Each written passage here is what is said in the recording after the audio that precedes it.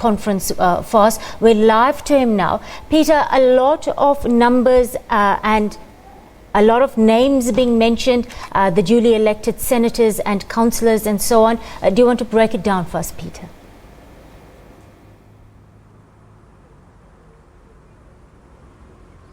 Thanks very much indeed. Yeah, the sun is starting to set here in Harare, and there's an air of expectation that perhaps we might get more than just the results that we received a short while ago, which was focusing on the senators, the proportional representation, and the municipal results. What the people of Zimbabwe are waiting for now are the big ones, which is the presidential race. We're expecting the Zimbabwe Electoral Commission at about 5 o'clock perhaps to make an announcement of some kind, giving us some guidance as to when that final result might be announced. But today's been a pretty quiet day generally. The streets of Harare, normally a hive of activity, very quiet today as people have heeded the call from the police. Those that didn't need to come to town must stay at home, and they did that in their numbers. So we'll keep you updated in terms of what might be an announcement later today, but all of that will be revealed at 5 o'clock or thereabouts by the Zimbabwe Electoral Commission. In the meantime, I'm now joined by a journalist and author of a book called In the Jaws of the Crocodile, Emmerson Mnangagwa's Rise to Power in Zimbabwe. And you'll remember that period that led to the removal of Robert Mugabe in November last year. Well, let's chat now to Ray Ndlovu. Thanks very much for joining us, and welcome to the program. Thank you for having me, Peter. All right, Ray, November, for a lot of people who have lived through Robert Mugabe's tenure, didn't believe that the day would come, and then there was all this euphoria on when it actually finally happened. And the man that's credited for bringing that about is Emmerson Mnangagwa, who's been president now for a while. And I wonder, from the work that you've been doing, the research that you've been doing, was it something that was predictable that he would be the one to lead that maneuver? Well, I think Emmerson Mnangagwa has always been close to power, or seen as very close to the former president, and in many people's minds there was no doubt about his rise. Perhaps what we didn't foresee or were aware of was the means which he would be able to come into power. But we saw him then last year obviously taking over, in a way which many people at least expected, because there already were ructions within ZANU-PF. And so I think in terms of the expectation around him, I think it's always been there, dating back as far as about 2004. You'd recall that he was almost appointed vice president at the time, and then at the last minute, had the rug pulled off his feet. So I think in many people's minds, they've always seen him as coming on board, after Robert Mugabe, and this time around it's his first election, and he's contested and hoping to shake off that shadow of Robert Mugabe, which has always been seen to hover over him. What's your take on the process so far, these elections, and what looks like maybe today or tomorrow we'll finally get an announcement about the presidential winner? Well, I think there was a lot of expectation, there was a lot of excitement among people. First of all, this is an election where the former president is not participating, and we saw 23 presidential candidates, lining up the ballot paper to contest in this election. So definitely that, for me, shows a much broader opening of the space, But the events of the last 24 hours would have really dented the excitement of many people. Shops closed a bit earlier today, and people are limited in terms of their movements. So obviously there is concern, and people are talking in harsh tones to say, what does this mean? Is there likelihood of a street party, in terms of those celebrating for their candidate even taking place, given the dark shadow of the events of yesterday, where 3 people were confirmed dead by authorities. So I think while the run-up itself has been peaceful, the last 24 hours generally has pulled off quite, a lot in terms of the steam and expectation from different people. I was talking earlier in the afternoon to one of business people, and they were saying to me they've been getting emails of transactions which were supposed to have been done as early as next week, but because of what we've seen over the past couple of hours, they've basically said we are putting things on notice, just hold on a bit. So if that is representative, I suppose, of a broader stance by many people who are keen to come into Zimbabwe, then I think whoever comes in as the next president will really have quite a task in his hands to try and convince people who are watching from outside and were either making a move to come into Zimbabwe and do business, or were prepared really to come in and find out and scout. So I think definitely whoever takes over now as the president has that as well in his in-tray, on top of all the other challenges that are there in the country. All right. You've been close to the people that are close to the current president, and I'm just wondering, because people speculate, is Chiwenga is he in charge? Is E.D. Manangagwa his own man? Give us a sense of the power dynamic, and who are the people closest to him? I believe he is his own man. Like I said to you, Peter, earlier on, he has been a person that has been close or seen to have a foot in for quite a number of times. And the story of Zimbabwe cannot be told without mentioning him.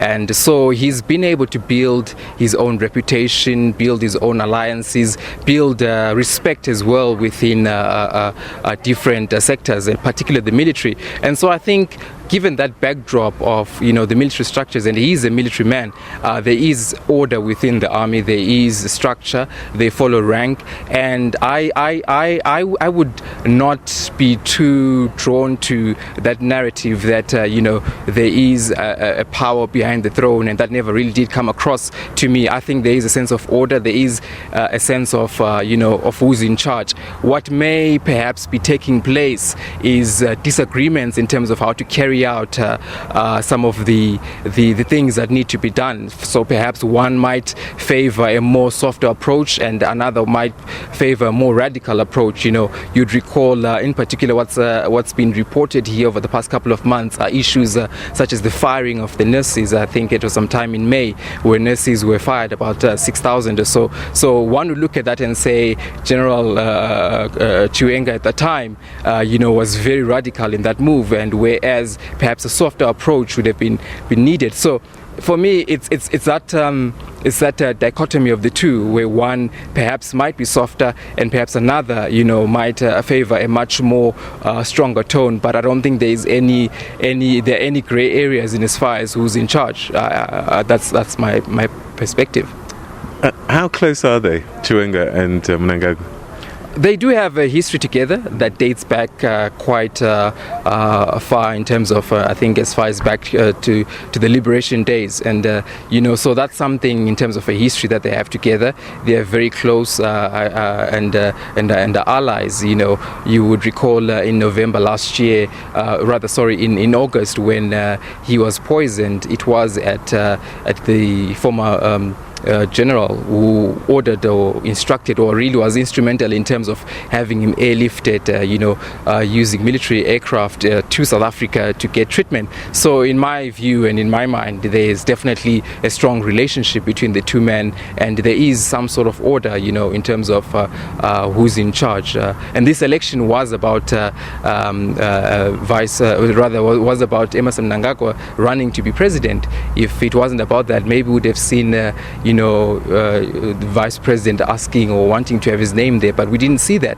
So clearly there is some sort of structure, there is knowledge in terms of who's in charge and who's the boss. So I think we'll likely see that playing out for quite some time, unless something else happens. So a lot of people, I think, sometimes forget, because of his military background, struggle credentials, that he's actually an educated man. He's a lawyer, and it may be in his leadership, the lawyer does come out from time to time in the way that he thinks about what he wants to say and what he wants to do.